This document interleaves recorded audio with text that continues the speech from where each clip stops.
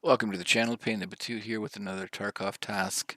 This one is a therapist task, although it's also tied to Prapor. So you have to go in and get a letter from a body on factory, and when you hand it in to the therapist, you get completion of that task. And then if you go to Prapor, there would have been a task you would have seen for him, and if you handed the letter in to therapist, you get credit from Prapor. So that's why I say two of them are tied together. So this is another, this re3mr.com. He's making maps has some maps that I like the most because they're pretty detailed, they look good, and then often they will give you locations. So these are gate 0, gate 3, which is actually important. You need to find that. There's a task that you get to, um, I'll stop saying there's a task where you have to get all the gates and find them in one raid. So in that raid, you're looking for the green ones. These are the extractions. So back here, there's a med tent here. You go into the med tent, go through one door, go to the other. It's got a picture of a lock in it, but I believe now you don't have to it's not necessarily, you can you get the subtask of the med tent gate without having to open it. There's another gate over here. This is the office area here, and this is a sort of walkway, so you have to come over here. Again, you can get through. Now, I'm not 100% sure about that key. I haven't done that one yet.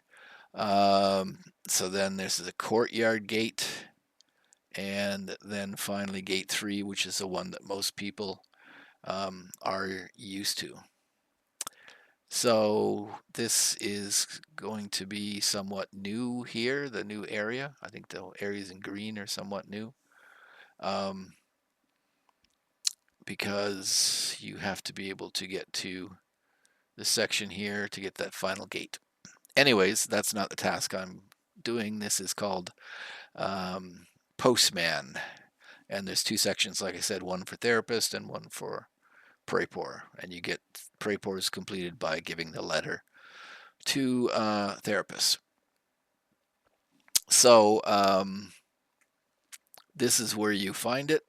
I opened it up, and it's the same place from previous loads. The body here, the only problem you have is now they have where it can be in various locations. So it can either be on the body, or it can be, there's a piece of cardboard here and it can be below there, or there's some shelving there and you have to look in the shelving. And so it's gone from just searching the body in 14, I think, to now it can be anywhere in this room.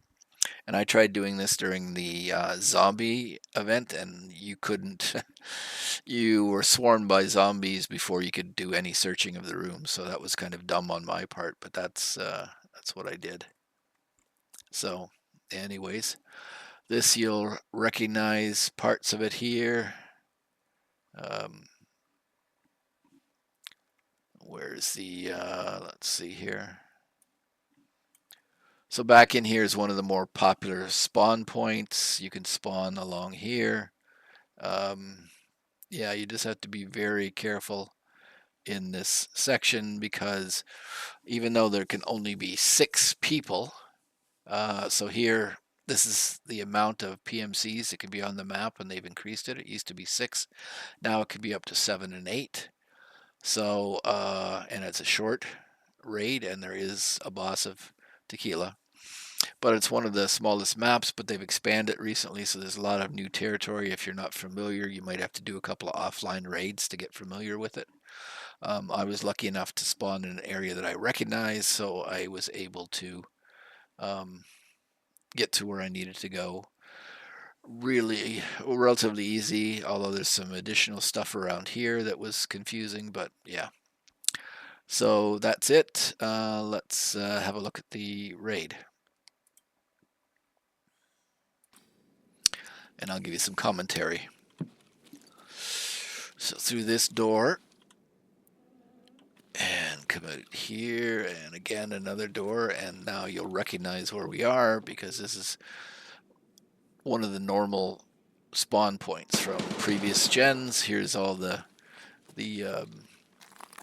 forklifts, and then on the left was usually the place where you had to fix it. So I decided I'm going to go downstairs. Hopefully it'll be less busy. And then this part here, I have not that familiar with this part, but I just figure I'll keep pushing. So that's another set of steps. So this is actually the same. They've just changed the looks of it severely. And there's a scav. I don't know what he's doing.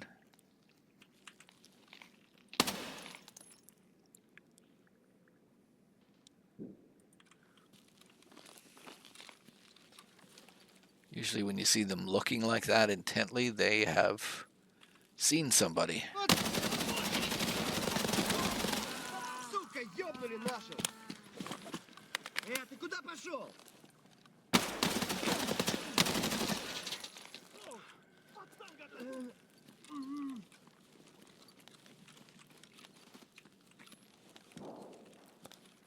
So I picked up a good bleed here, so I figure I better stop and try to heal the, you can see up here, well, I just fixed it with the tourniquet, and I will repack the mags.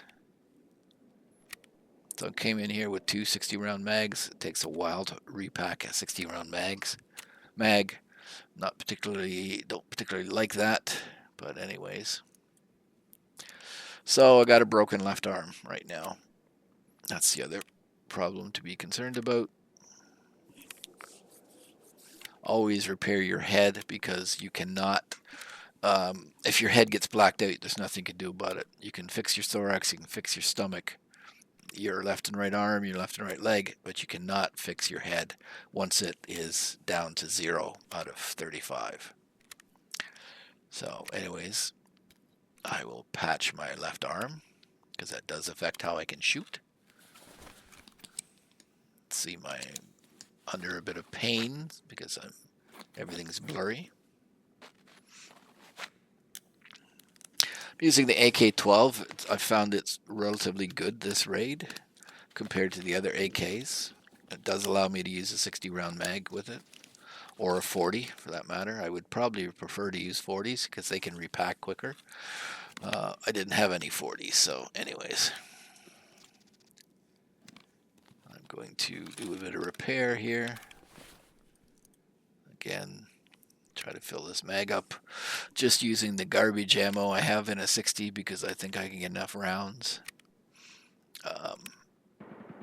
At 60 you can get enough shots at a guy that you can hurt him. Even though the PRS ammo that I put in that 60 is not particularly good, it is, if you throw 60 bullets at somebody, it's got enough damage that it will screw them up pretty good. So in my pouch I have BT and 7N40, which is the high-end ammo. I'm just using the ammo I have if possible, so that's kind of what I'm doing here. So that's why I'm throwing in PRS and HP. It'll be fine for scavs. It will not necessarily be fine for it won't be fine for a player with any kind of body armor on him. So that'd be the negative.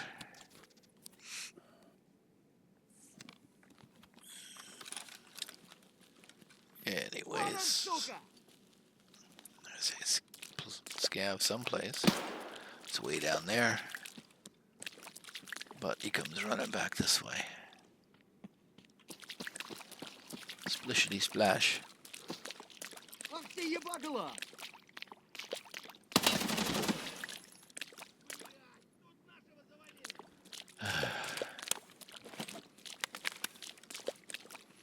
I'm not sure what this door is for. It's open. It goes into a sewer, and I've never been in here, so this is brand new.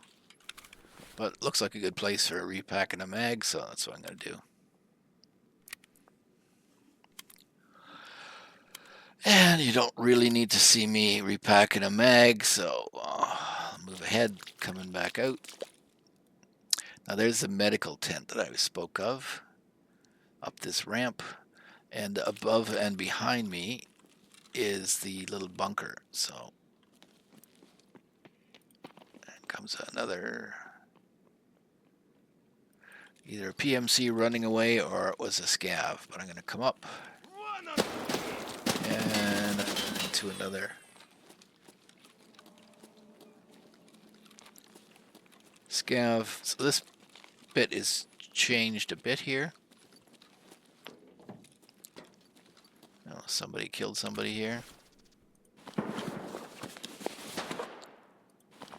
So there is still a player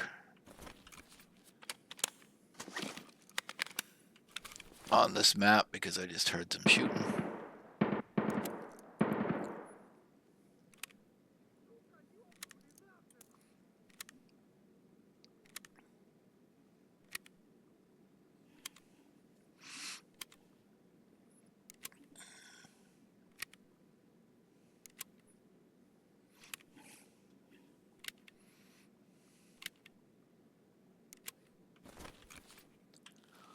Okay, I'm gonna come out, and immediately here is the little room.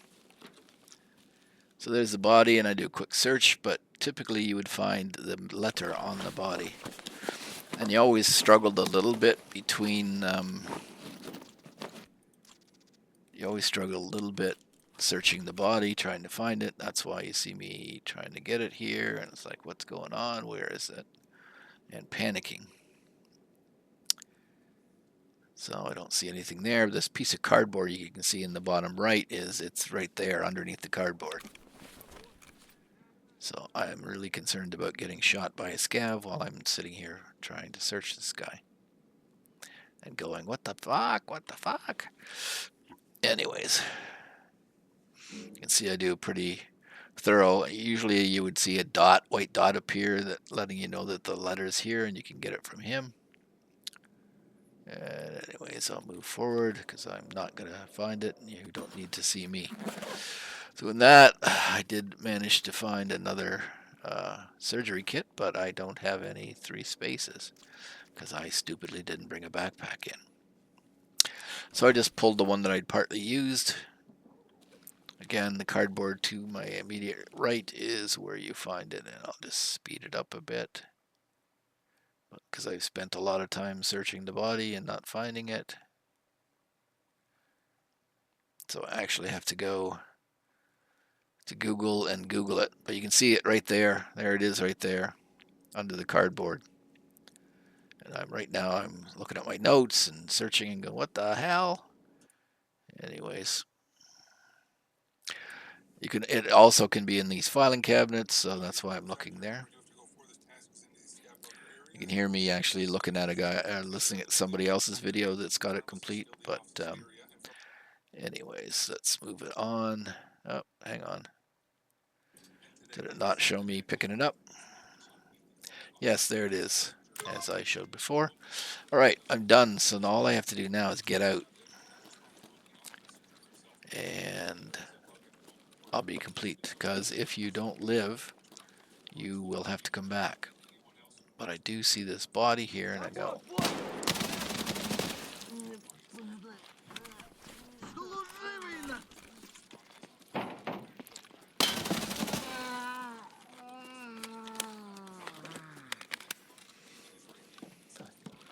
you see the timer is counting down, and there is another task that I needed to complete, which is going up to the 3rd floor and getting a virus sample out of the room next to the office. So I've decided I'm going to repack here. And again, you don't really need to see me repack.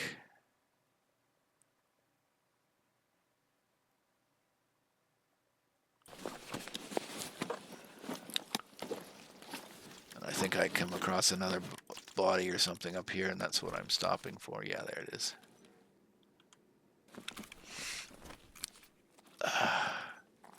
Anyways, you have to breach this door, and in the filing cabinet there's a virus sample tube. Where is it?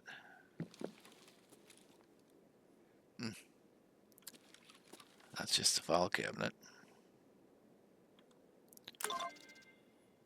Oh no, there was a chemical there, so it's been moved. It was in that filing cabinet that I just showed you, and now it's always has been just in this right corner of this filing cabinet, open drawer. It's not there. And I just happened to see it laying there on the collapse filing cabinet. There it is right there. And chemical part 3, that's subtask for it. So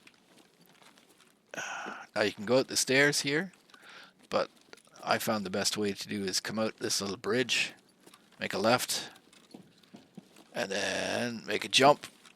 And I missed it, so I broke both legs. But if you can jump and get on top of that blue container, you run the length of the container, and then you can come out. Now, I would be really screwed if there was other players left here, but I think everybody's gone. So I'm able to get out. Anyways, that is the Postman Pat completion for you. You have to watch guys in here when you're extracting or trying to extract. But hopefully that will help you out. All right.